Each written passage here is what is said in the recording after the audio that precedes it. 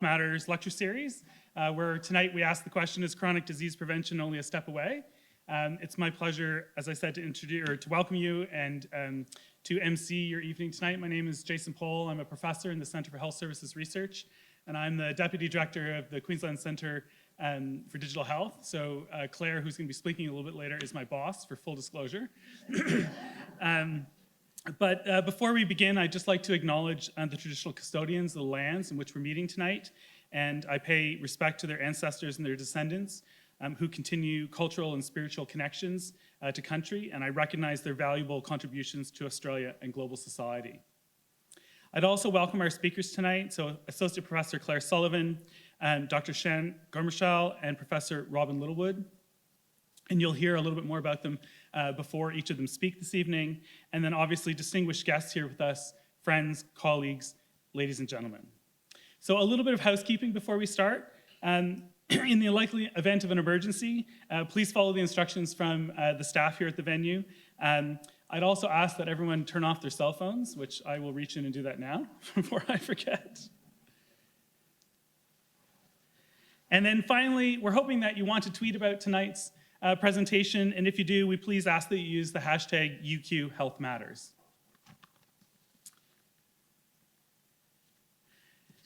So, our first speaker tonight is Associate Professor Claire Sullivan. She's an internationally renowned clinical informatician at the forefront of digital health transformation in Queensland. As the director of the UQ Queensland Digital Health Centre, Claire's impact is nothing short of exceptional. With a clinical foundation as a specialist endocrinologist, Claire's journey began with distinction, graduating with honors in medicine from UQ and securing a prestigious research doctorate in medicine from the University of Leeds. In 2014, Claire embarked on a parallel career in digital health, assuming pivotal leadership roles in both the government and academia. Claire's influence extends across institutions, including her roles as Associate Professor of Medicine and Clinical Informatics at UQ, Adjunct Professor at Queensland University of Technology, Faculty of Health, and Adjunct Professor at the Royal Melbourne Institute of Technology, School of Health and Biomedical Sciences. She's a Fellow of the Royal Australian College of Physicians, the Australian College of Health Informatics, and the Australian Institute of Digital Health. Claire also serves on several national advisory boards for digital health, and her achievements encompass the 2021 Premier's Award for Excellence for her team's digital response to COVID-19, as well as the 2022 Telstra Brilliant Connected Women in Digital Health Award. She's ranked in the top 1% of medical informatics researchers globally. So please welcome to the stage, Associate Professor Claire Sullivan.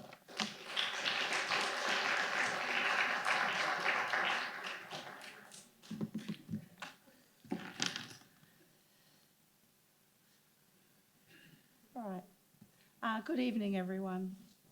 It's such a pleasure to be here amongst so many friends and also among so many former bosses. And some of the medical women here were absolutely pivotal in me becoming a doctor. So I do just want to acknowledge that when they were teaching me in this very building, I never ever imagined that I would come back teaching digital health. Just wasn't a thing. So this is how the world turns. All right. Change is the law of life, and those who look only to the past and present are certain to miss the future. And John F. Kennedy told us this as he marshalled the United States to win the race to the moon. He had people at the time saying this is too difficult, saying there was risks associated with going to the moon, it cost too much money, and we shouldn't do it, and it was frightening. All of those things were true. But without that trip to the moon, we wouldn't have much of the technology we enjoy today, and we wouldn't have a chance to escape this planet if we need to. So I'm going to leave that quote as the backdrop to this story, and I'm going to acknowledge the many traditional owners who also understood that change was essential, that trying to preserve the way we've always done things is a certain way to failure. And I recognise the fact that they were the original innovators on this land, and the original medical and health practitioners on this land. Okay, so digital health. Can digital health prevent chronic disease. And I'm not going to at all pretend to give you that answer today because I'm not an expert in prevention of chronic disease. I have two fabulous experts who know much more about chronic disease prevention than me to come. But what I am going to do is tell you about digital health and about the ways we can use technology to enable the amazing practice of these women to actually prevent and hopefully control chronic disease. In order to prevent disease, we need to learn about it. And this is a relatively new concept for us here in Queensland, Australia, and also globally. When I look back to my great-great-grandfather who was a surgeon, I don't necessarily think he ever looked at his outcomes. I've seen his little scribbled notes, and I'm pretty sure he never went back to look at his results or ask his consumers how they went. We now know that that is not acceptable, and the data that we collect every time we interact with a consumer should be examined and used for us to learn to do better next time. If health practitioners have a responsibility to learn, then our patients have a responsibility to teach us. We've been unable to do that with paper. We now have the ability to use the digital workflows and the way we capture the data to harness that compute power to learn every time we care for somebody. And we have to be careful that we balance what we're trying to do in terms of our aims. So I get very caught up about clinical outcomes because I am a practitioner. But we also need to make sure our consumers are experiencing a good time. There's no point in me keeping somebody alive if they're having an absolutely miserable time of it. So consumer experience has to be the heart of what we do, and so does efficiency and cost, and so does the experience of that provider, given the workforce issues and burnout we're seeing in healthcare practitioners across the globe. So how do we create a digital health system that will enable the amazing work of Health and Wellbeing Queensland to prevent disease? Well, the first thing we need is Horizon 1, we need digital workflows. We cannot do this on paper. So we just have to accept that we have to digitise the way that we generate data, and then we need to be able to look at that data and learn from it, and then we need to put those learnings into practice. That means that Health and Wellbeing Queensland and other prevention bodies are informed, they have the data they need to do their job, and they can check that what they're doing is effective. What I'm proposing to you is a bit of a moonshot and has required us to pull together a huge multidisciplinary team from across the University of Queensland and across industry. So please don't think this is just us or me, this is a massive team of people. Okay, how many things can the human brain handle at once? Someone did ask me male or female, but I... How many do you think? 1? 3? 4. So great work from Oregon. So R and Vogel have done lots of work to show that most humans can only think of 4 things at once. And the multitasking cap is not affected by the complexity of your thought. So it doesn't matter if you're just thinking dog, cat, horse, flower, or if you're thinking, goodness me, I really need to do something with that cat. It doesn't matter, 4 things. Now, why am I bringing you that fact?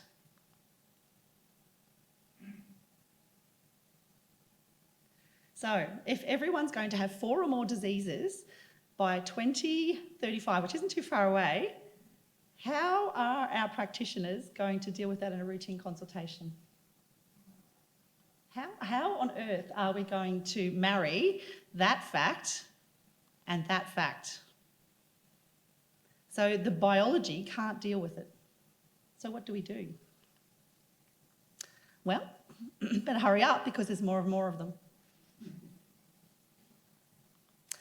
So, traditional brains no longer fit for purpose. Controversial statement, but true.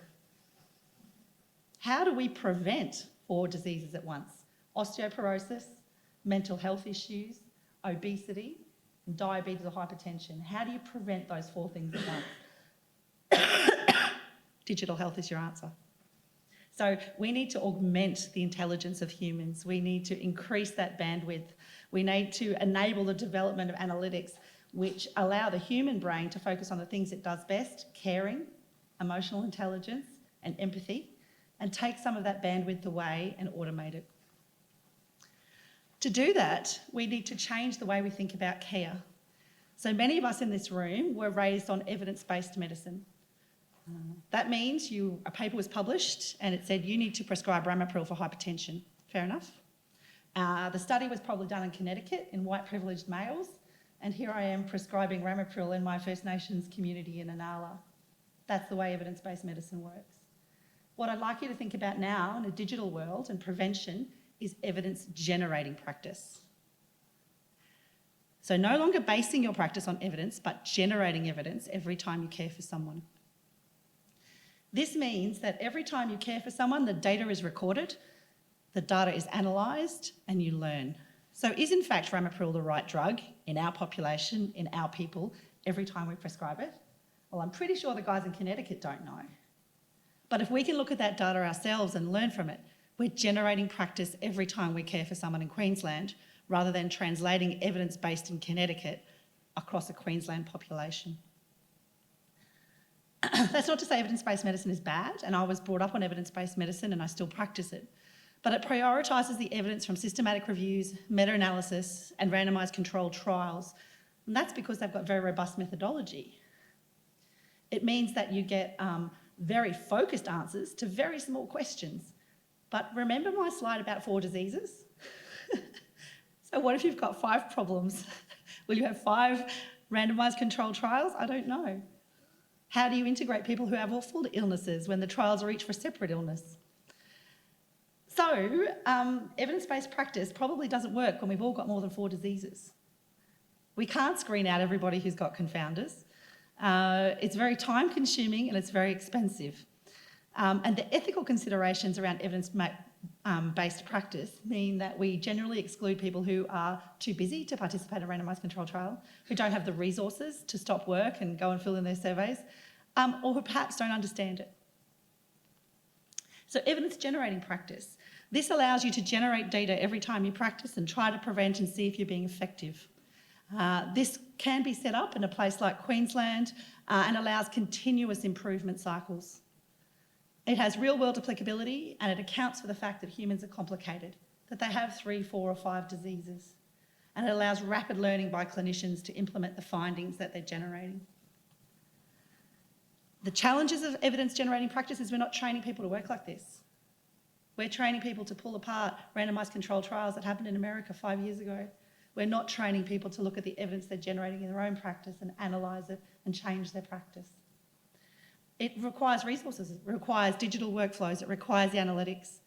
And I would posit that the work we come up with in Inala is not translatable to far north Queensland. Okay, so I'll just stop for a little bit. That's a lot of concepts. So evidence-based practice shifting to evidence-generating practice. And the fact that the human brain probably can't do that alone. So we might need some help from this lady. I have acquired almost 500,000 followers on this app, and I think it's time that I tell you my secret. I'm not actually a human. I am artificial intelligence, and everything that you have been watching has been artificial intelligence. Well, I'm real. But my lab used to look like this. So when I did my doctorate over in the UK, wet lab, I had cells. We tried to simplify things as much as possible and really hone down to a single molecule. Now, thanks to Karen Moritz, my lab looks like this. Lots of computers and clever people like Jason Pohl, understanding that humans are complicated, embracing complexity science and not going for reductionist science. So this is actually how we're now working. And we've got some very cool technologies I'm going to touch on that we're developing in the lab. The first is my concern around using real human data for this work is real. So I think there are privacy concerns around using human data without consent. So we've been working very hard to create completely synthetic data. So we can now generate data that is not based upon any human, that is generated in the lab, has no resemblance to any of us, but allows us to start to build machine learning models without the moral and ethical implications of real patient data. Synthetic data is really cool. Here's an example, and we write very clever code to generate this data. It comes with lots of drawbacks, of course. It doesn't necessarily represent a real population, so you wouldn't draw any research findings from it, but will allow you to build out a model. We've also started looking at something equally cool in my view, federated learning. And what federated learning does is it accepts that we're never going to integrate health data silos. So we've been talking for 20 years about integrating primary care with hospitals, with prevention data, with education with social care, and we've never done it.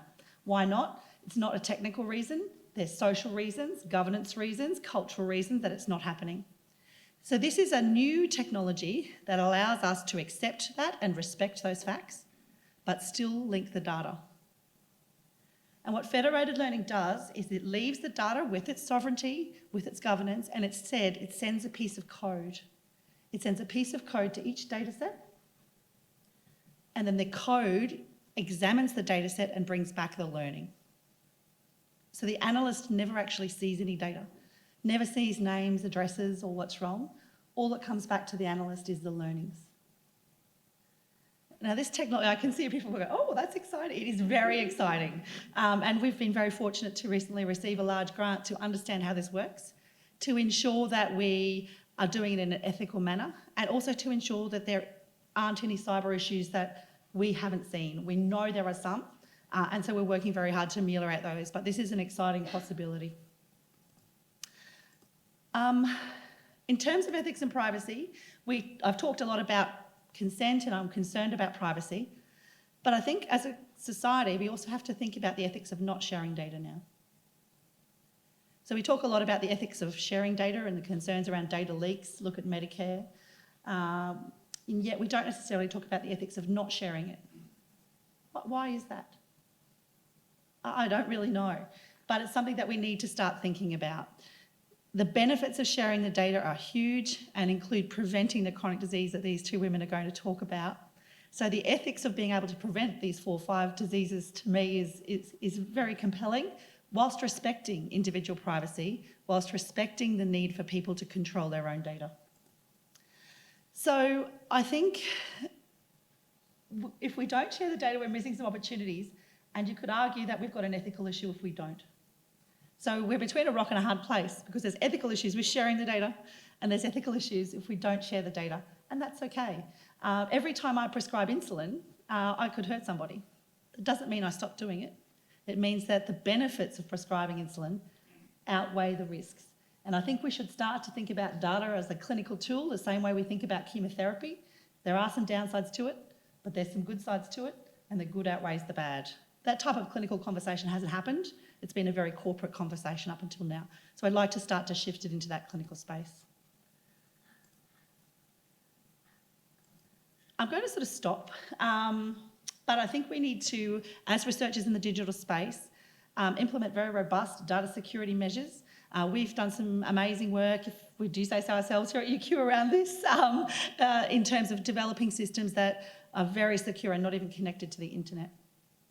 We should obtain informed consent wherever possible when we're using data, and if we can't, then we need a proper consent waiver from a Human Research Ethics Committee who's trained and has the legal background to provide that consent. We shouldn't just be taking consumer data and using it. So I'm going to stop.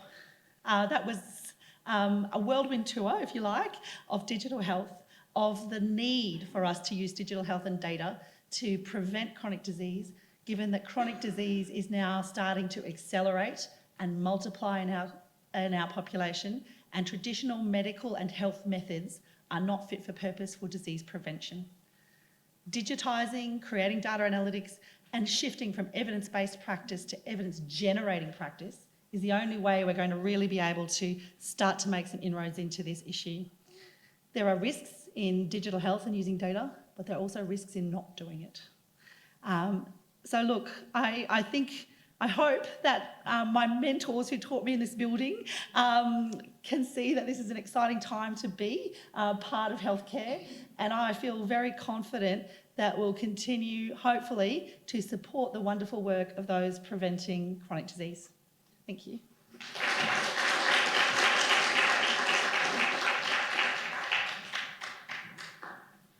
Thank you, Claire, for your thoughts and really setting the stage, I guess, for what we're going to talk about for the rest of the evening.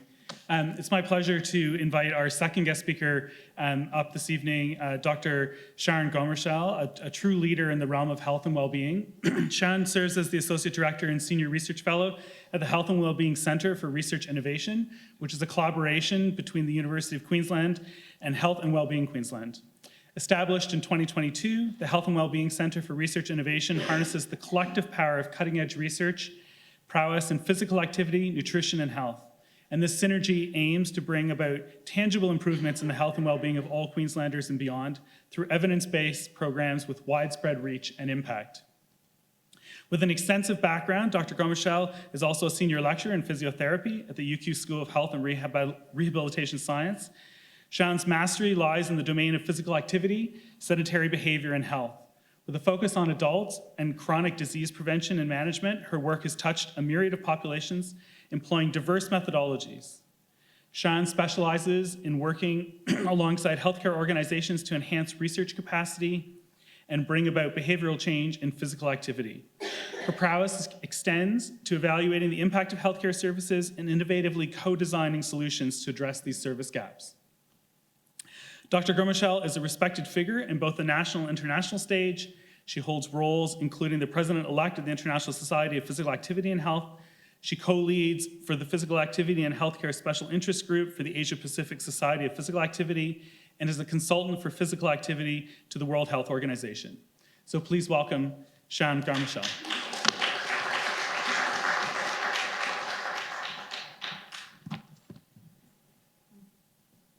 Thank you very much, Jason. Claire reflected on how nice it was to be in a room with her former bosses, and I have several of my current bosses here, so that must be nice to be able to make that transition. Thank you very much for the invitation. It's an absolute pleasure to be able to be here and speak to you about a passion of mine, which is wearable technology, but in particular I'm going to focus on physical activity in the context of prevention of chronic disease. I also want to add my own acknowledgement of country and the contributions that ancestors and their descendants have continued to make to global society. What am I going to talk about today? I am going to talk about what wearable sensors are available, what can they measure, and what role they might be able to play in chronic disease prevention. I am going to touch on, can I trust the data? And now from my perspective, as opposed to Claire's, that means, are those data actually reliable and valid? So if I'm making clinical judgments based off those data, can I be confident in what they're actually telling me? I'm also going to touch on how good they are at actually changing practice, which may surprise some of you, and leave you with some take-home challenges, and challenges that I'd really like you to be able to take away from here and really have a good think about, and how we might be able to, together, be able to collaborate on that. The fine print, these are very high-level summaries in 20 minutes, there are lots of references on these slides, and there is lots of information for you to be able to follow up if you would like to. So starting with what wearable sensors are available. Wearable technology is any electronic technology or computers that are incorporated into items of clothing and accessories which can be comfortably, or sometimes not so comfortably, worn on the body. The devices have one or more sensors that are housed with a small computer that is able to be then put in a device which you can then wear on the body in some way. Can I see a show of hands? Who is wearing what would be considered to be a wearable sensor? Great, so that's quite a few of you. Those data then are usually transmitted to some kind of device, which we tend to carry closely, but then also gives us real-time feedback about those behaviours or about the information that we're tracking. Those data then tend to go up into some kind of cloud-based server. And my goodness, do we have a lot of options these days. I have been doing this work for about a decade, and I saw the first Fitbit. And since then, there is lots and lots of various different devices, including an iPhone on its own, a new Whoop monitor, an Apple Watch. But how on earth can we possibly choose, and which ones are going to be able to contribute to preventing chronic disease? Well, let's take a look at the major chronic disease risk factors. And Claire, if you ask me how I'm going to prevent 4 diseases at once, I'm going to say, you should increase your physical activity. That will hit more than 4. So my bias is obviously physical activity, but that is also one of the key modifiable risk behaviours that we do have a lot of options in terms of wearable technology. 75% of Australian adults, according to the most recent data available, do not meet physical activity guidelines. So that's a minimum of 150 minutes of moderate to vigorous physical activity per week, as well as strength training. Okay. Wearable technology really does have the potential to be able to play a key role in measuring and influencing physical activity. We have seen an evolution of these devices over time, and I always put this up because let's not forget the pedometer. We've been working with pedometers for a very long time, and we've seen these devices evolve to being a mechanical, single sensor device right through to an Aura ring, which is what you can see on the furthest right-hand side. The Aura has 4 sensors, it's contained within a ring, and then transmits all of those data to your mobile phone. I just had a little look because I was curious, when did we first start looking at pedometers? And in fact, the first reference to a pedometer in PubMed is this paper or a letter to the editor, which is from 1912. And I don't know, this really grabbed me. It says, to the editor of science, in glancing over some pages of the encyclopedia, which was the 11th edition at the time, they found this short article on the pedometer, and it said, obviously the pedometer is little better than an ingenious toy, depending even for rough measurements on the uniformity of pace maintained throughout the journey measured. One of the things that I particularly liked here was when properly understood and properly used, the pedometer is a most useful addition to the outfit of a traveller and an especially delightful and comforting companion to those who know the joy of seeing the world on foot. And I don't think a lot has changed since 1912, actually. I know several people that bought Fitbits and things, especially when they were going overseas, because they wanted to be able to see how many steps they had done. And the other thing that I loved in here was that they thought they were very accurate. And in fact, I have known government surveys that were not quite so good as the good old first pedometer in measuring distance and steps. So we've been doing this for a long time, and in fact, some of the challenges in that letter to the editor from 1912 bear remarkable similarity to some of the discussions that we have in our research centre every day about reliability and validity of these devices. I'm going to present some overviews of these data, but I do want to just make a couple of notes here. Research on these devices that we see on the shelves in the shops have lags between how well and how quickly we can find out if they're accurate or not. So I can sadly say from my own experience that by the time you've bought the device from the shop, you have written an ethics, gotten an ethics, recruited, done the study, actually then published the study, or, well, tried to write the study, recruited an honours student to help write the study, got it to publication, there is probably at least 2 versions of that device that are now available. So it is really hard for us in the research world to be able to keep up with reporting the accuracy of these devices as they come on the market. To determine validity, we as researchers need to be able to have something to compare that outcome against. And now one thing that commercial devices do is actually they make some things up. So you'll see on here, this is one of the one device which has an outcome measure of daily strain. I could not for the life of me find out what that meant to them, which means we cannot actually validate it against whether that's an accurate measure or not. So, and then the proprietary algorithms that they use to come up with those are black boxes. That is their absolute product, the actual algorithm itself. And so we can't find out those things. I have been told several times on email by Apple that I cannot get it, because I have tried. And so there are these challenges that we have in being able to actually report on these, on how accurate these devices are. However, for what we can do well, we do have some systematic review level evidence. So, traffic light signal here, you are fairly good to go on steps, moderate to vigorous physical activity, direct measure of heart rate, and also heart rate variability. Okay, we have very good high-level evidence that these are fairly accurate. Okay, sleep is a proceed with caution, depending on the outcome, and energy expenditure is absolute red. It is almost a random number generator. It is a reliable random number generator, but it is very inaccurate. We do know that even when the validity is poor, the reliability does tend to be pretty good across all of these devices.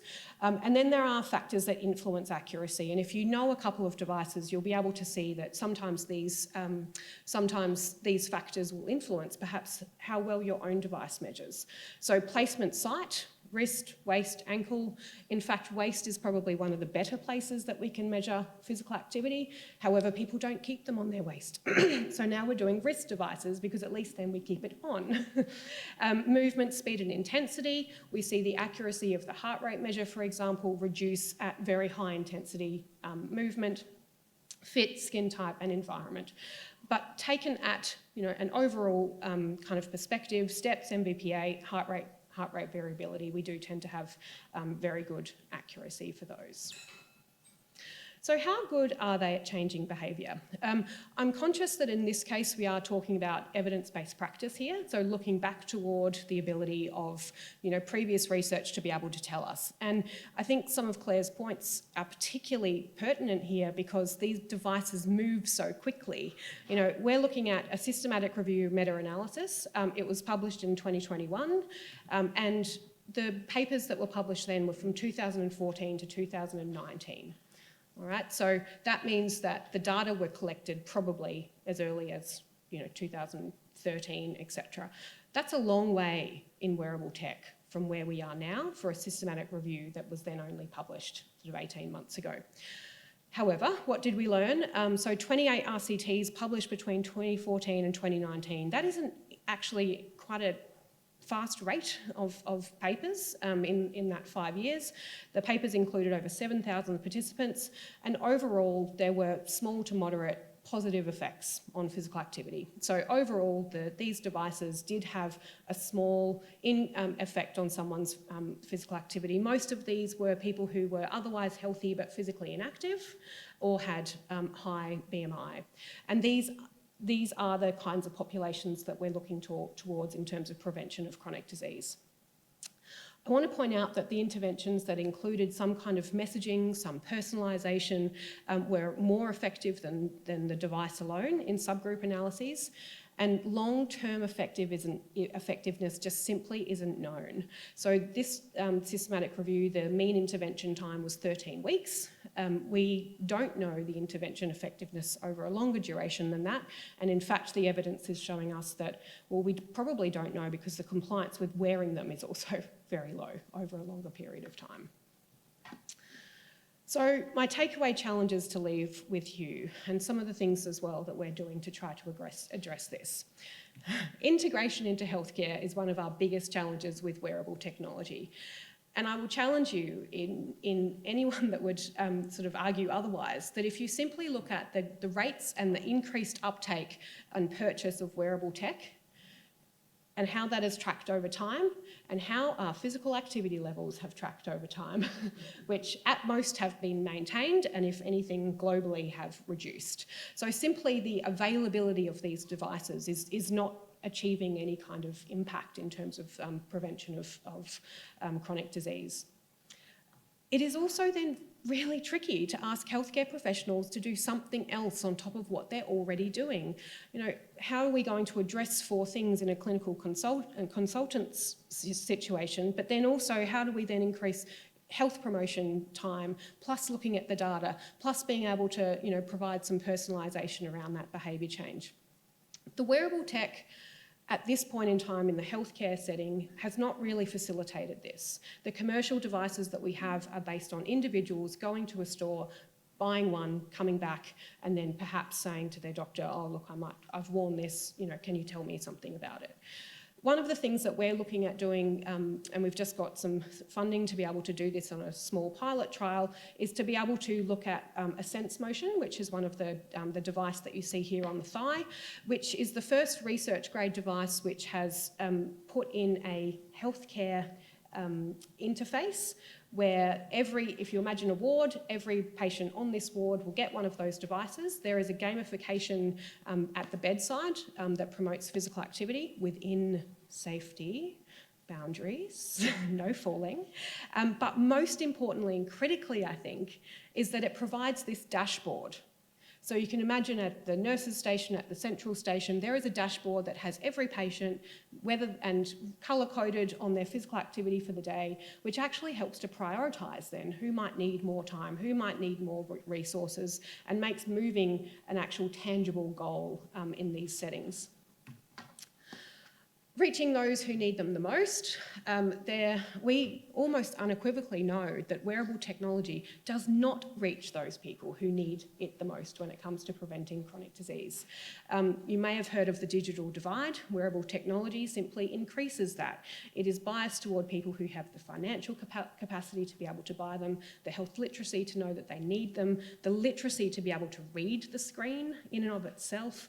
And so relying on these devices without recognising that, I think, is a really dangerous place to be. And lastly, the lag and lack of control. For those of you who remember the Apple wheel of death, it doesn't happen quite as often as it used to, but there is that lag I was talking about. So we are well behind those commercial organisations. They are absolutely out of our control.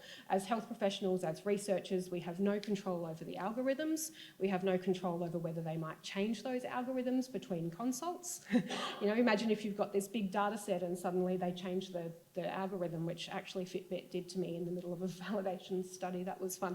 And you know, we can't do anything about it. You know, we don't have control of those things. And the final thing I think to remember is that these are, in essence, behaviour change tools. And so we also want to make sure as healthcare professionals that the messaging that our patients are getting through these devices is actually consistent with the messaging that we're also giving them. They're getting lots of triggers and cues.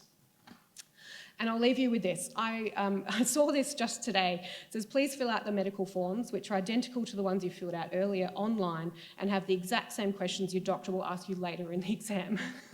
You know, so I think there is risks of doing it. There are risks of not doing it. And there are also inherent risks in doing things for the sake of doing them and because we have them available. And I think wearable tech sits in that field and we want to use it selectively.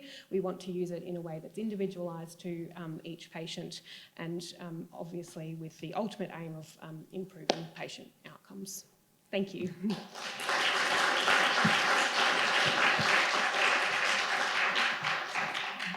Thank you, Sharon.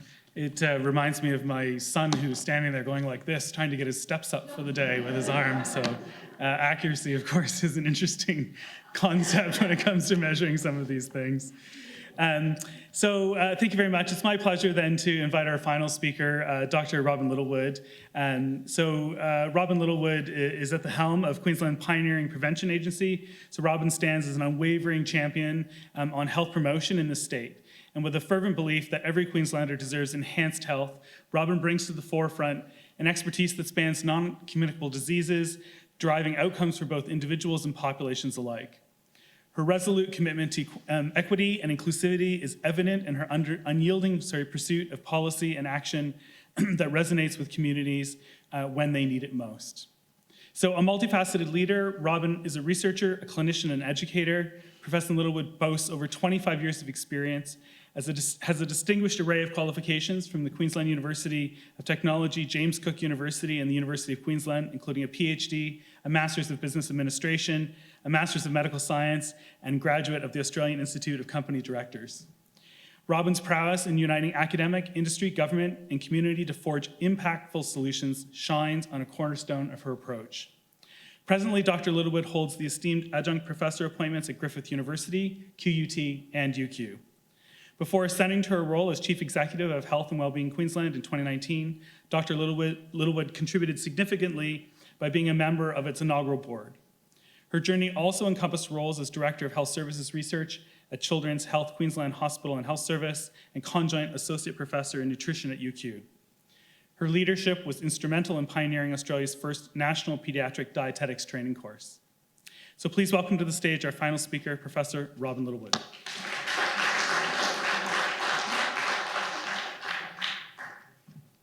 Well, thank you so much for that. Is this the mic that I use here? This is excellent. Okay.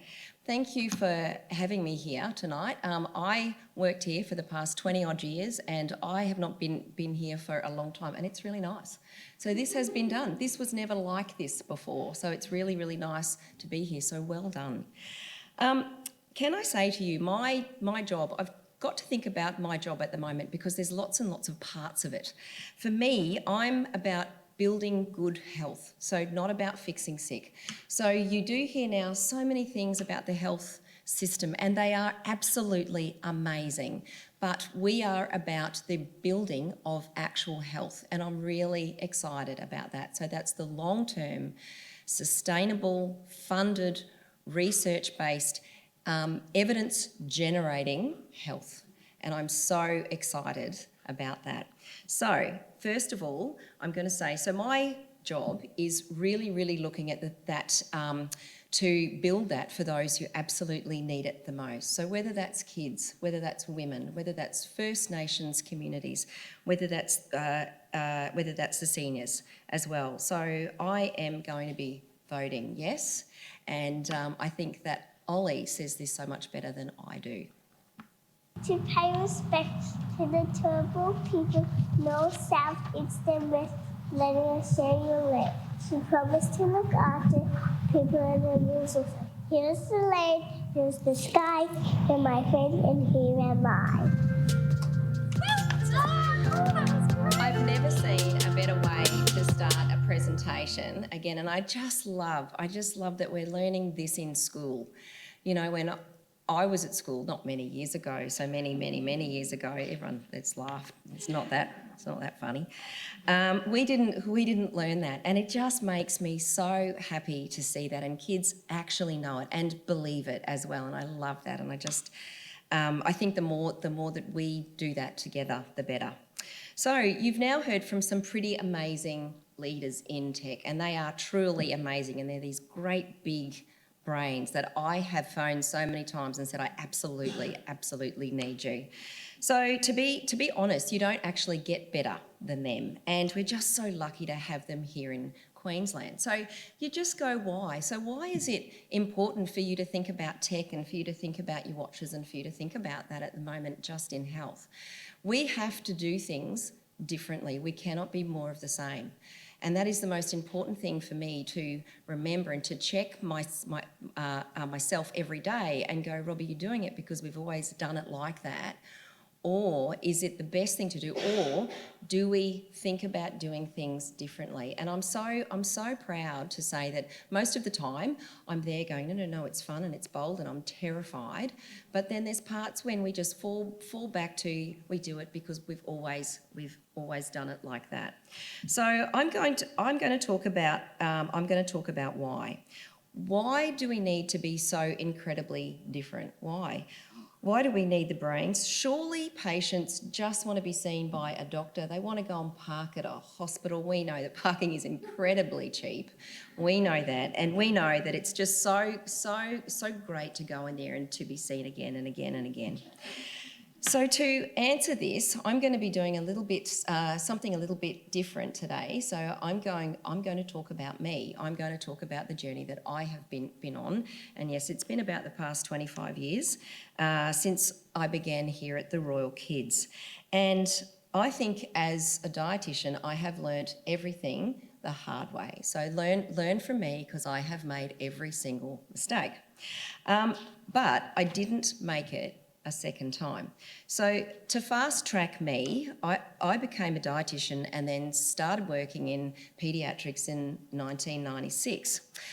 I thought if I worked harder and really longer hours and saw every single patient and went to every ward and made sure I read everything, and then I went to the library and got another degree and I could just do that just a little bit more, I could then fix everything. I could fix everything, change everything, and demand would then go down. And there was going to be this one day where there was going to be no pages, so nobody was going to page me because there was going to be no patients, there were going to be no referrals, and there was going to be no emails as well. So I sit there and it's 25 years and a little bit more than that, and I'm still waiting for that day. So that actually doesn't work.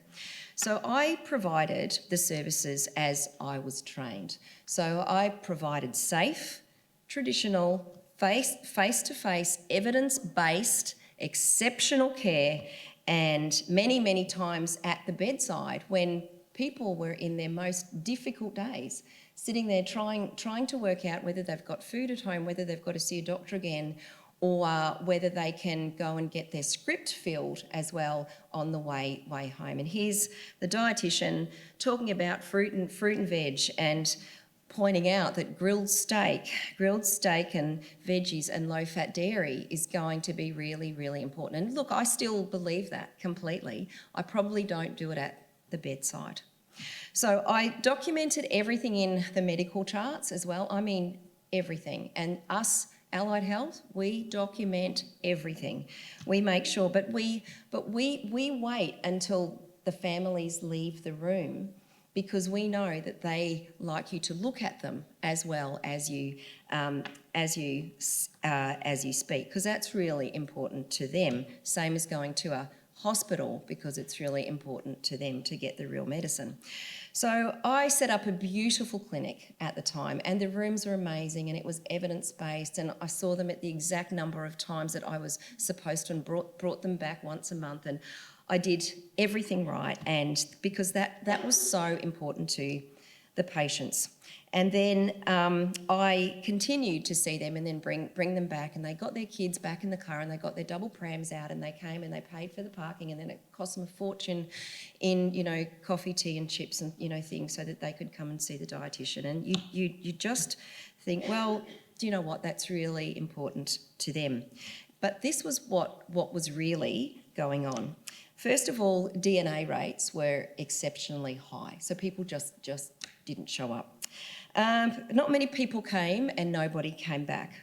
Obesity rates became worse, and severity of obesity became worse as well. Charts were never up to date, and this was patient charts. This was EMR as well. Charts were never done, because we had them still trying to get there. So that we could get them done, and less patients were then seen at clinic. So at the same time, more and more were coming through with 1, 2, 3, 4, 5 chronic conditions as well, and that was even before COVID. So what I did was what we all did, was more of the same.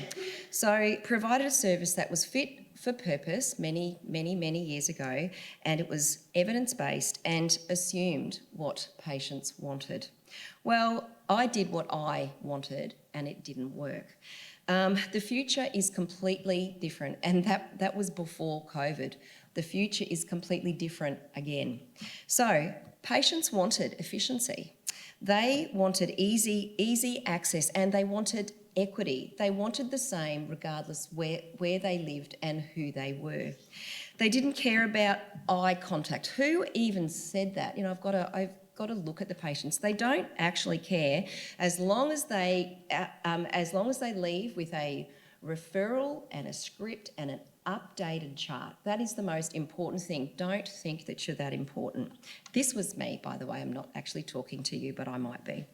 So if it was on their phone, they usually looked at it. Giving them a fact sheet, I don't even know what to do with it, but you used to leave it there a lot. So do you know what? It just didn't work. And some of us just weren't listening at the time. And the fact that Claire's great grandfather didn't as well, I feel really good about myself now, because I feel like I would have failed. Okay, so that was the art of innovation, and that is absolutely the reason why I then changed just about every single thing that I did. So health. Health is defined by the WHO as the complete state of physical, mental and social well-being, and not just the absence of disease. So tell me, who feels in this incredible state of health every single day? So every presentation I have done, I have always asked this, and nobody has ever put their hand up. Now, think about this. Why not? And it's so hard to think about, well, it's because I'm busy and I didn't get my food prep done this week, and then I've got to drop the kids off and I've got to pick them up, and I've got to get the grandchildren to the bus stop in the morning, and then I've got to do this. So we have to solve that. That is so incredibly hard, and that is life. So that is health and well-being as well, and that is us. So there is so much more to fixing sick. So can I just say this? Therefore, things need to be now precise. We know that. Personalised, on demand, at pace, in real time, relevant, free, accessible, patient-led, and, to quote Claire, They need to have a good time. Otherwise, they're never, ever going to do it. So, in fact, it means that we've got to be responsive. We've got to ensure that we've got to bring the partners in, whether they be the universities, whether they be sport and rec, whether they be departments, whether they be each level of government as well. We've got to work together. And Queensland Health can't, because they're incredibly busy, building an amazing system, but we've got to build health. And so that's what we are about. So, can I just ask, Health and Wellbeing Queensland, who's heard of us? It's really, so happy. Many of you, I'd say maybe 50, 60, 70%. There's some hands that are going up now. That makes me happy. I did a talk last week to some of the doctors down at the Gold Coast and not one person put their hand up. So we're going to be looking at a whole lot more of that. If Jeff McColl is in the room, we need to talk. So we are the state's first dedicated health prevention agency. Began just prior to COVID. Some would say, oh my goodness, that would be exceptionally hard. We think that we have been set up at just the right time. So now for the data. And this is going to be the hard part, and I know that Claire had a look at this and said, oh, Rob, you're going to go in a really bad place.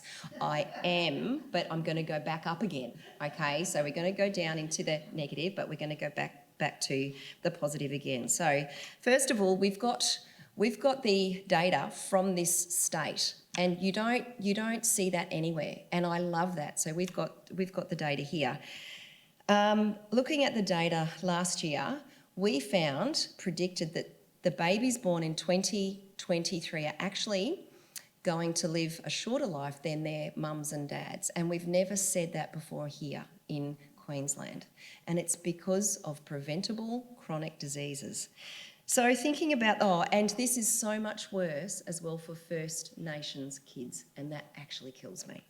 So we know that today 1 in 2 adults have got at least one chronic disease. We've never ever seen that before, and those that have one often have more than 1, 2, 3, 4, 5. We know that chronic disease accounts for 85% of the disease burden. We know that chronic disease contributes to 9 out of 10 deaths. So this is not a little bit. This is just about all of it at the moment. So we've got to think about the costs of this. We've got to think about one in four kids live with overweight or obesity, and now it's 27.5%. We know that that's 2 in 3 of us. We know that. We know that 97% of our kids don't eat enough veggies. 97%, and that includes my own. And I've got 3, and I was really tough. We know that less than one third of kids are on screens the right times. We know that 1 in 6 kids now live in poverty, and we know that 1 in 4 kids, as I said, are finding life tough around weight in schools. We know as well that just thinking about physical activity, we know that 1 in 2 adults don't actually meet the guidelines, but again, it's 1 in 3 kids. So this is kids. Thinking about kids, I find that hard, and we should be outraged about that. So the median age of death. So this is tough. So this is, if you've heard nothing else today, know this. So know that this is based on Queensland. The data here as well. We know that the median age of death in Brisbane. So I'm at Toowong. So mine is about 82. I went to southwestern Roma a little while ago, and I said, so yours is about the 70 mark, and they were so upset about that. So what do we do, Rob? Do we move to Brisbane? Do we, So I'm just giving you the data, but I'm going to give you a solution in a minute. That's right, Doctor. But you go to some parts of the far north, and it's sitting at 51 years. So we're at 82, and they're at 51. That's a 30-year gap, and I am so sick of it. I'm so sick of seeing some of my friends there who pass away. Mark and I know one of the mayors who passed away about a week ago at the age of 47. So I'm 51, and that is not a, well, I'm nearly 50, I'm 50, 51 soon. So now we actually asked Queenslanders, because I did learn from 20 odd years ago. So I said, so is it actually hard for you? So one in three said they don't feel like they've got enough time to exercise ever. That's 1 in 3. 1 in 5 said they don't know how to do it properly. And 1 in 4 said it's too embarrassing to exercise. They found that. So nearly all of us agreed, though, that it's really important that we actually do it. So 40% of us said, though, I'm never ever going to, because it's hard, because either it's embarrassing, either I don't know how, or there's just no time. So this is Queenslanders again. So we've got to be doing things differently. The things that we are doing at the moment just doesn't work. So we need much, much more of Claire and Sian. So tech, the good news here is that we have already started and it's actually working. So we are now using so much of the data, so much of things like tech, and this is for athletes, sure, and they've always been amazing at this, but it's so nice to see everybody else doing it as well. So my mother, who is now 78, is there. She's got this. She's now got an oximeter as well. Who would have thought? I said, no, don't be doing that. And then she phones me with the results all the time. Mum, nobody wants to know that.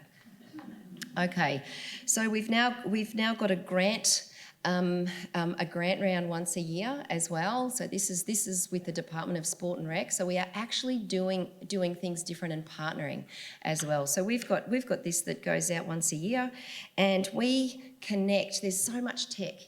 So this is around connecting tennis with some of those apps as well. So when you go and hire a court, you don't need to go and get the key from the fish and chip shop. Do you remember? You used to go and get the key down the road and get it. Was that just me? Was the shop that was open at the time? It's on an app now. So it's great. I mean, that would, then you'd probably buy some fish and chips or whatever, which isn't what we do. Arthritis Queensland does the most amazing stuff on Zoom. So I have now watched Mum sit and dance, and she's got severe arthritis. She sits and she dances, and she watches the watch, and she gets up and moves and whatever, and it's great. And it's great to see. She would be doing nothing, and now she gets up and gets on the Zoom, and now she can Zoom me in, which is terrifying. So what have we done?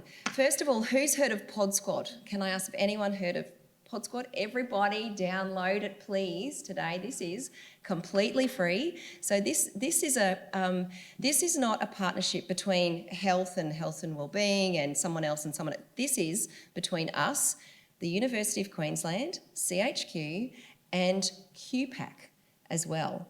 Who would have thought? There's a performing arts part of this as well, and people absolutely love it, and they're finding it fun. Claire, what did you say? They're actually having a ball as well doing it, and they don't actually know about it. So we launched this together back on the 4th of August, and that's 6 days ago. And since then, we've had 4,663 people download it as well, and I absolutely love that. So please find it. I can see you downloading it in the back there, so thank you. It is free, and it's a fun wellbeing app as well. So it's effective and evidence generating, and it just pushes the boundaries here as well. We'll teach kids to move more, to get off the screen, so to be on the screen, so that you can learn how to get off the screens. It sounds strange, but it works. And as of today, we've done 91 media events with this as well. So yes, we've been on the Today Show, and we've done the Carl thing, and we've done the, which is revolting. No, it's really good. ABC Radio and Channel 7 and Channel 10, and everyone went. But this is so exciting because it's universities and government and QPAC You know, there's just experts here. It's Queensland based, and it's an app, and it's free, and it's the same whether you live here or whether you live in the far north. It's just the most amazing thing. So please have a bit of a play with it. So imagine a service where the patients don't need to drive through traffic to come and see you. Imagine a service where they don't need to come and park. Imagine where there's no DNAs and there's no long waiting lists. Imagine that there's no chief executives of the health service saying, what is going on? Why are patients not coming back? Imagine if referrals are made and sent to everybody on their phone in real time. Imagine if referrals and information about Meals on Wheels are just sent to your phone. Imagine where there's no appointments made at the most ridiculous time on a Friday at 3:30 when you've got 2 more kids and you've got to pull the pram out. Anyways, that's just me. Imagine when you can actually track your outcomes instantly. Imagine patients actually just getting well, building health, and actually having fun. So this is the health system of the future, and we are absolutely there, and we are absolutely doing so much around this, but it's only with partners like you. So from the start, we have ensured that we are fit for purpose. We know that this is the future of health. We know that this is the future of prevention. This has to be, we have to get it right, because we can't be going to 5 chronic diseases because our brains doesn't think like that. I didn't know that before, but I'm going to use that all the time. The next generation of Queenslanders absolutely need it. Thank you.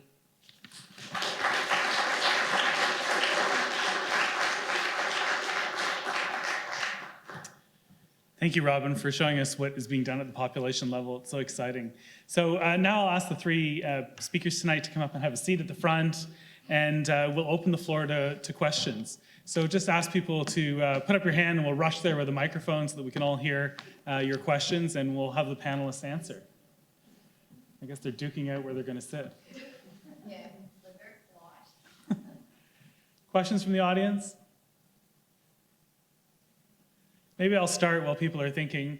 I guess my question, what we haven't talked about, or we've talked a little bit about some of the barriers to actually making these things happen and really making impactful change. But if you imagined that you woke up tomorrow and the barriers were gone, what would be the one thing that you would do?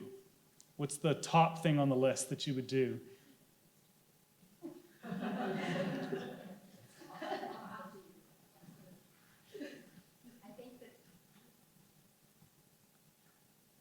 I think the top thing for me, and this was asked at my interview as well for my job, and for me it's First Nations care. So anything that we can possibly do to create health, we've got to start there. We've got to ensure that the kids anywhere in this beautiful state that we've got to ensure that we've got accessible care everywhere.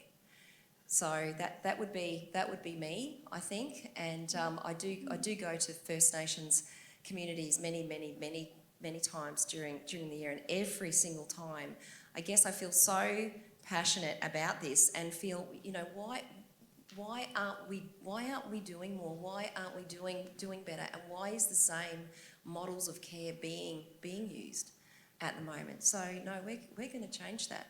So we don't need to dream. We're going to do it. So I love Robin's vision and I'm there for her.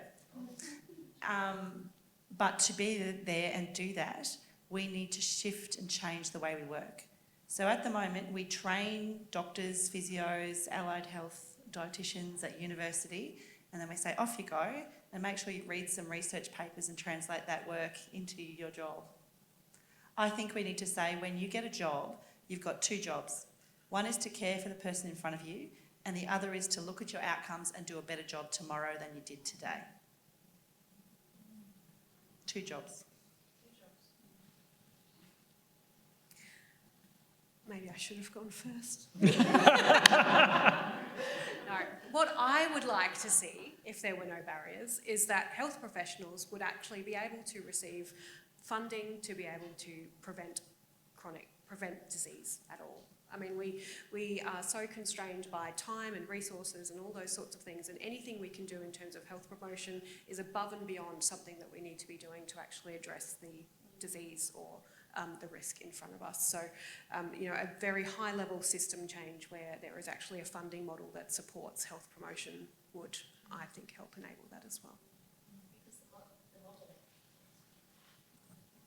Because the model now, you'll find you've got to wait until somebody gets exceptionally sick before you get paid to see a patient. So for us, it's about keeping patients well. So that's health. That's not this department. The department at the moment, the Department of Health is amazing and provides the most amazing care. But we've got to think differently about the future, and I just feel funding has got to be a part of that, and by saying we're not funded for prevention, well, I think you kind of are, and I think it's called health, and I think it's a part of the system.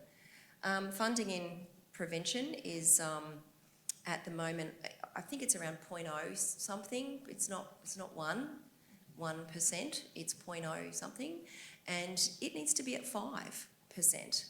So there's so many things that we've got to change, but prevention first, not this sort of tacked on bit at the end. That's what, Sian, you're so right. Thank you. Question here. Oh, sorry. Go ahead first. We'll come back.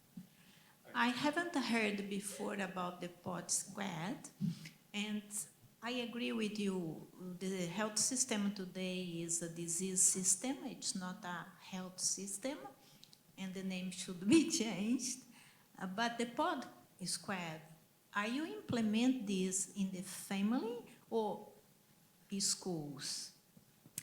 So my answer would like to be everywhere, and I've got to say everywhere that we have gone. I just want to thank Prof. John Carney as well for doing this with us as well. I think at the beginning we came to you, or you've got some really, really smart people, and we did this together. So we did this, and then QPAC went, that's a really good idea. Why don't we develop a new Bluey? So we said, okay, and so anyone that's going to the ECA this year, there is a stage show there where they've got the characters and those who wanted to sing and dance. I was busy, but otherwise I would have done it. I'm just kidding. And so for me, I feel like, what was the question? Oh, yes. In the community sorry, or yes. schools? Sorry, I'm sorry, I just get all carried away with myself. I want this to be in every single child's hand as well. And we began this looking at the evidence back with the University of Queensland at Children's Health back in 2017, beginning this.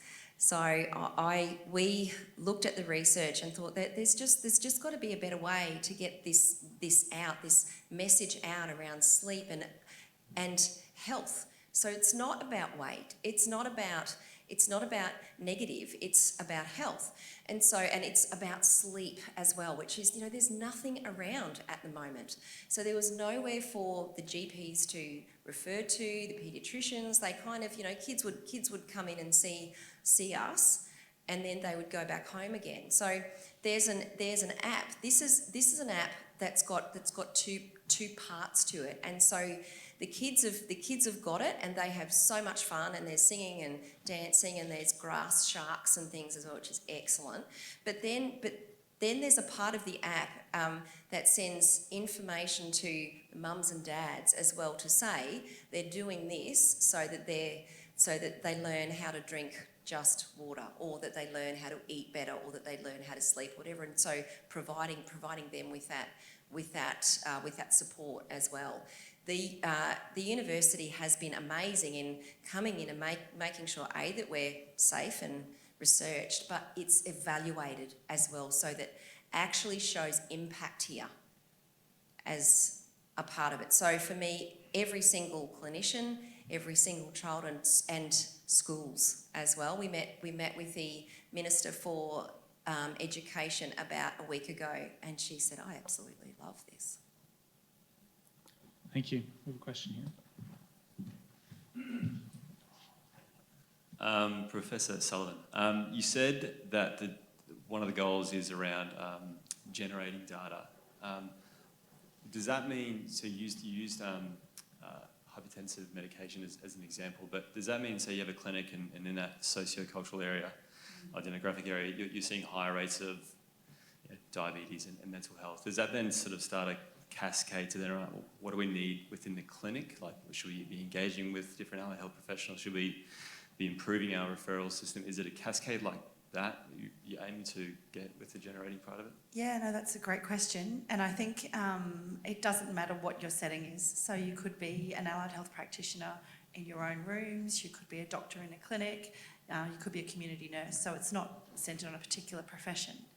But if we thought all of those people are looking at what's coming into their clinic or their practice or their rooms, understanding what's coming in, and then looking at what intervention they're putting in and monitoring those outcomes. So the way we were set up 50 years ago, we didn't think that way because we didn't have the data to do it. So we were all trained just to take a paper or a research paper, randomised controlled trial, and translate it into your practice. I don't know of anybody necessarily who routinely looks at the outcomes of that translation in their own work. Now, why is that? Well, that's because we didn't have the data to do it. We weren't monitoring those outcomes, and practitioners don't necessarily have the time or skills to look at what's happening once they've done that translation. So I guess I'm saying that we all, if we work in healthcare or prevention, we all have a responsibility now to think about if we are doing an intervention in an individual, in a clinic or in a population, what are the outcomes and are we monitoring them for every consumer every time in real time? And I guarantee that we're not. That's not okay anymore. And I think in 10 and 20 years, our consumers will be horrified to know, don't you think, that we're not monitoring what we're doing with them and we're not learning from our practice. I think consumers will be horrified. So I think that there's an expectation from society, the way mining industry learns from its practice, the way that the airlines continually analyse their data and look at their outcomes, that health practitioners should be looking at their data, every patient, every time, in real time, and getting better every day. Kmart does it. Woolworths does it. McDonald's does it. And yet we'll take a paper, a randomised controlled trial from the other side of the earth, from 5 years ago, change the way we practice and say, well, it worked over in Connecticut. Anyone know how it's going here? Not really. So I think that was fine and our only option before we were digital. But now we're digital. We collect these outcomes in real time and we have the ability to extract them and analyse them. So please don't be hard on all of us because that's what we had to do before we had digital data, right? But now we have it, it's unconscionable for us not to act upon it. It's really the speed of translation that you're talking about. I think similarly, once you get into behaviour change, that it is also all around. I mean, Qantas is the best behaviour change. Qantas Frequent Flyer is the best behaviour change program I've ever seen. But one thing I want to recognise from Health and Wellbeing Queensland is a focus on outcomes-based funding, and Logan Healthy Living is one example of that. So Logan Healthy Living is a type 2 diabetes clinic that's located in Logan. It's an interprofessional clinic. It's a collaboration between UQ Healthcare, which is a not-for-profit UQ healthcare organisation, and Health and Wellbeing Queensland. And one of the foundations of that collaboration is outcomes-based funding. There are KPIs in that organisation around patient outcomes and reporting on patient outcomes. And it's actually not easy to do. But to be able to achieve that in practice, this is not an easy ask. To be able to achieve that in practice, we have, a data analyst who's put in X amount of hours. We have myself, a researcher. We've got another few research member teams. We've had to train clinicians. We have multiple systems because no one system actually will export data. No clinical practice management software will export the data that we need to do. So when we're trying to actually make this happen in practice, it's not easy, but we are at the absolute frontier of that and trying to make that happen. And do you know what? We are doing an amazing job. down there. And the clients are seeing amazing changes. They are changing their physical activity, they are changing their nutrition patterns, you know, they are also changing their, you know, loneliness and quality of life. And we actually just wouldn't know that apart from a vibe check, you know? Like, yeah, feels good down here, we like it, you know, we have a great time. But now we actually have the data. But that's all we really had, you know? I like the vibe. Well, we also do a vibe check, and it is a great vibe as well. We couldn't do anything more than that in terms of lifestyle behaviours at the level that we have. And so it is really incredible to be a part of that project and to be a part of that way of changing practice. And it's very different, and it's not easy. So it's not something that happens overnight. So, sorry, just before you go on, Sean, it seems like you're talking about changing the incentives in the system, right? So is that really, do you all agree that that's one of the keys That to has to changing happen. this? That has to happen, definitely. I've got to say too, when I'm there, I just see students everywhere. So I love going there, but there are always students, and they spend so much time with people, and they're listening to people. And so there's someone on a machine or on a thing in the gym, and then they're coming out and then they're doing a thing about food and nutrition, and they're doing it in their own time at their own pace, and they're happy, and it's fun, and there's no rushing through, and there's no referrals, and there's a GP there, so they can go there. They can get I think there's Meals on Wheels there that goes there now, and other things that you wouldn't think. Like it's not just medicine, but it's the things that might affect health the most. Great. Other questions?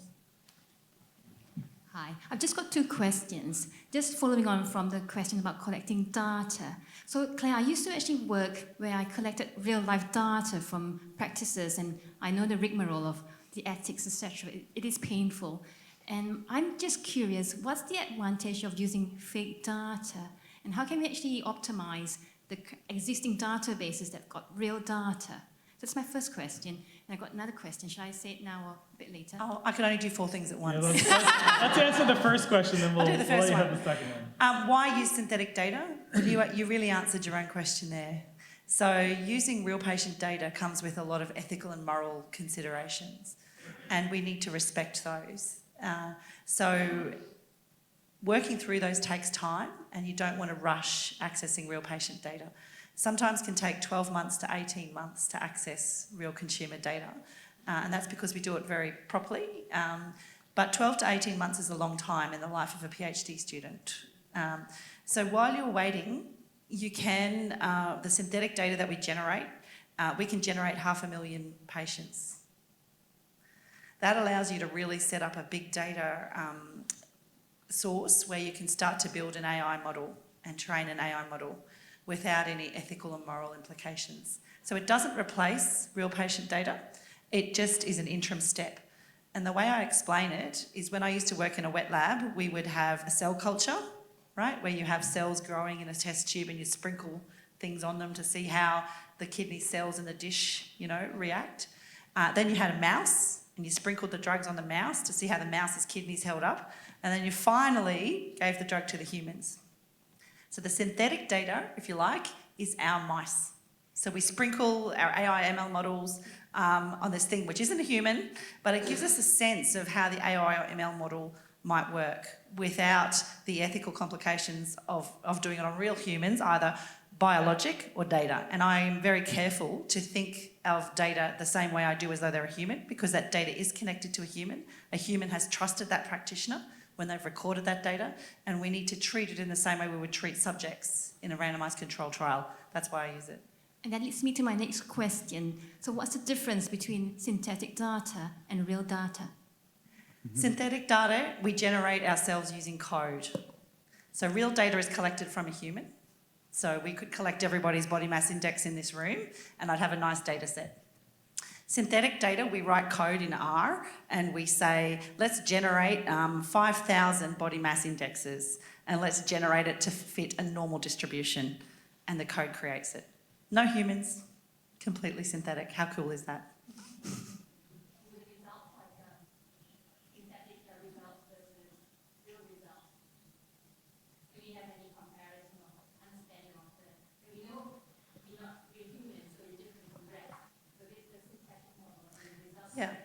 So you can either randomly generate the data, or you can take what we call a real-world approach, where you understand the distribution of variables, such as the distribution of body mass indexes in this room, and recreate that distribution in your synthetic model. The final version of synthetic data does carry some moral and ethical implications, because you would measure everyone in this room and then reproduce that distribution in your synthetic set. That last step does carry some moral and ethical implications, because you are measuring humans and recreating that in the lab. So we've steered away from that for now, and we're just using a real-world approach where we know it's published that the distribution of human weight is a normal distribution, and randomly generate that in the lab. Great. There's another question sort of here. Yeah.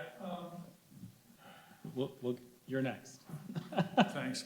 So I think I think Dr. Gummelsel mentioned the digital divide tonight, but we've also, heard a lot about delivery of things on apps and smartphones and wearable devices. So I guess I'm just wondering about what's the concern in terms of, is access to digital devices and the net and digital literacy, is that becoming one of the social determinants of health?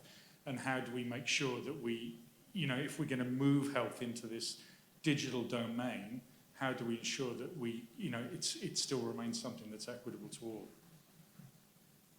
Sure, I absolutely agree with you. I think, and you also don't have to go as far North Queensland to find that.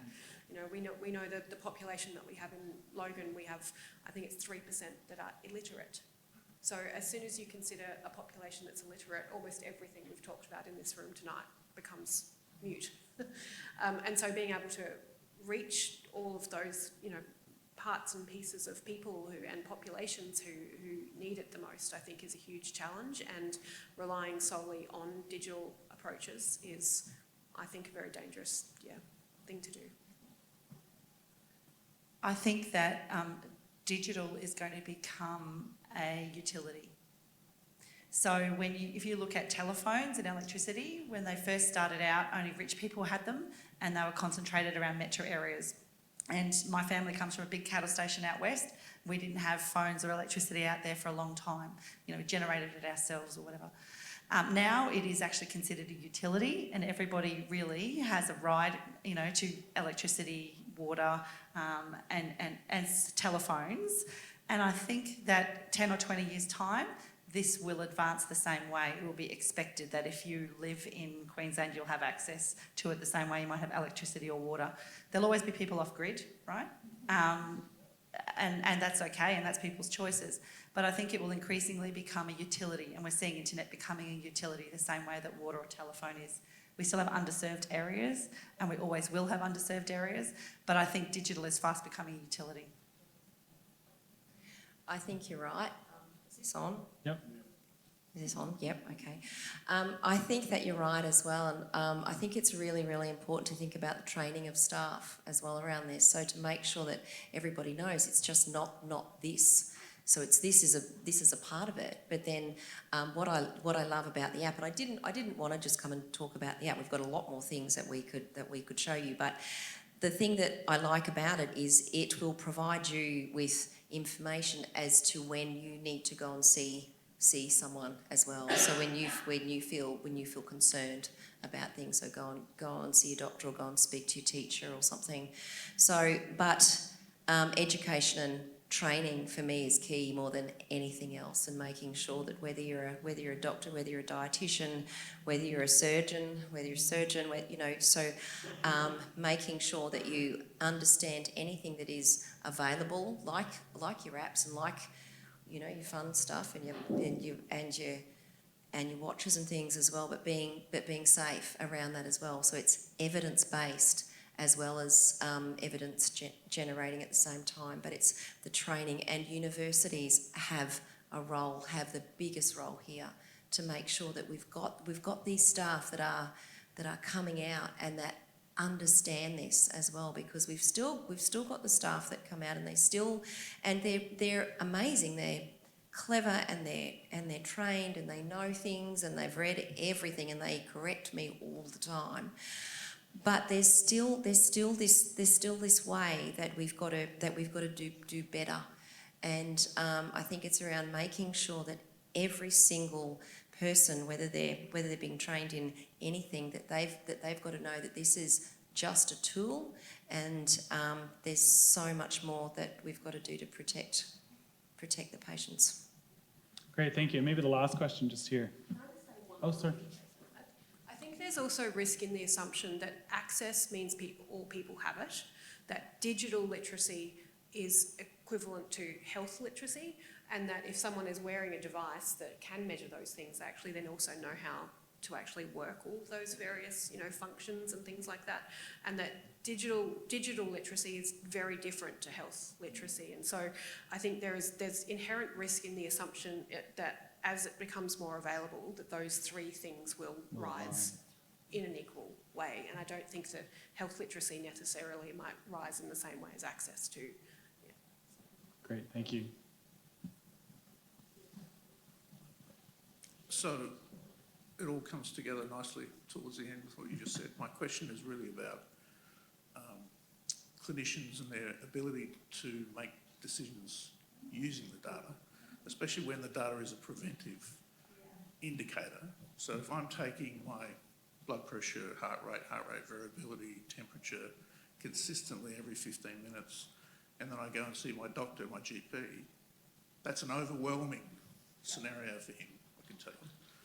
Because I am building those solutions, and he looks at my data and goes, I can't interpret what you're giving me. So we don't make decisions as technologists, we provide data to make determinations. Yeah. How do you train people to be able to do that quickly to catch up? Because I can tell you, we're probably streets ahead of where you think you are. So your GP is also thinking about the next patient. He's also thinking about the prescription he needs to do for you. He's also thinking about that surgery he needs to book for you, the referral that he's done. And so his 4 things is exceeded, right? So we are working on this actively, and I think it's a real problem. And that's where artificial intelligence kicks in. So if you look now at the masses of blood glucose levels that we receive from this continuous glucose monitoring, there's no way any human could interpret those in a 15-minute consultation. So we now have AI algorithms that run over those data sets, and they tell us and give us insights as to patterns. So they might say, Sian's having, the pattern that I'm seeing here is overnight hypoglycemia, and it can either do a descriptive, saying she's having overnight hypos. She can give us a prediction and say, this will result in overnight hypos, and it can also give us a prescription. You should reduce her pump settings by 0.1 overnight. It still requires somebody to look at it, and there's still a human in the loop, but it's accepting that the human brain can no longer process the amount of information that we're generating in digital. And that's okay. That's why we have AI. That's why we have the analytics techniques that I'm talking about tonight. And unless we embrace that and change, we've got a disconnect between consumer-generated data and routine healthcare practice. And so that's why this work, I think, is critical to the future of healthcare, because we need to amass this data and we need to analyse it and make better decisions. And that's exactly what we're working on. So that is the perfect question to end on. Thank you. All right. So thank you very much. I want to thank our guest speakers tonight, Sian, Claire, and Robin, for coming and really providing us insightful, thought-provoking presentations. I'd also like to thank all of our guests tonight for taking the time to come in and hear our guest speakers and really, fitting this in your busy schedules. So thank you all for coming and joining us tonight. And then just inviting everyone to join us back in the other room for some more canapes and drinks. Thank you very much.